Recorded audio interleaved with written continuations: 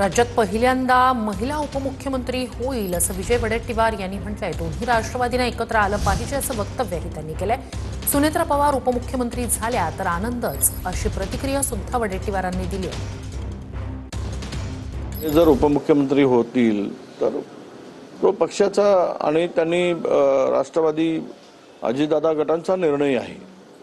कोणाला मंत्री करावं, कोणाला उपमुख्यमंत्री करावं, त्यांचं तसंही एक पद रिक्त आहेच, मला वाटतं मंत्रीपद। आणि सुनेत्राताईंना जर ते उपमुख्यमंत्री होत असेल तर पहिली उपमुख्यमंत्री महिला होते आहे, त्याचा निश्चितच आम्हालाही आनंद आहे।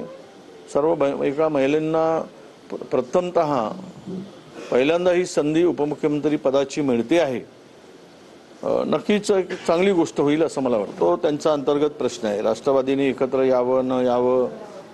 पण मला वाटतं की दोन्ही राष्ट्रवादींनी आम्हाला वाटतं, महाराष्ट्रातील अनेक राजकीय नेत्याला वाटतं की दोन्ही राष्ट्रवादी एकत्र यावेत, दुभंगलेली मंत्र जुळावीत। आता दादा तर नाही आहेत, अशा परिस्थितीमध्ये एक कुठलाही पक्ष असेल ते पक्षाची ताकद एकवटावी आणि महाराष्ट्रातील जनतेला त्या पक्षाकडून काय अपेक्षा आहेत त्या अपेक्षेच्या पूर्ततेसाठी आणि अनेक त्या विचाराशी जोडले आहेत, तो विचार पुढे घेऊन जाण्यासाठी दोन्ही राष्ट्रवादींनी एकत्र आलं पाहिजेत।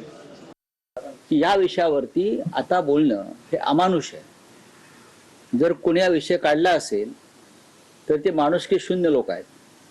मग त्यांच्या पक्षातले मंत्री असतील किंवा आमदार असतील, त्या बाईने आपला पती गमावलेला आहे, कुटुंबाने एक कर्ता पुरुष गमावलेला आहे, तिच्या डोळ्यामध्ये अजून अश्रूच्या धारा वाहत आहेत।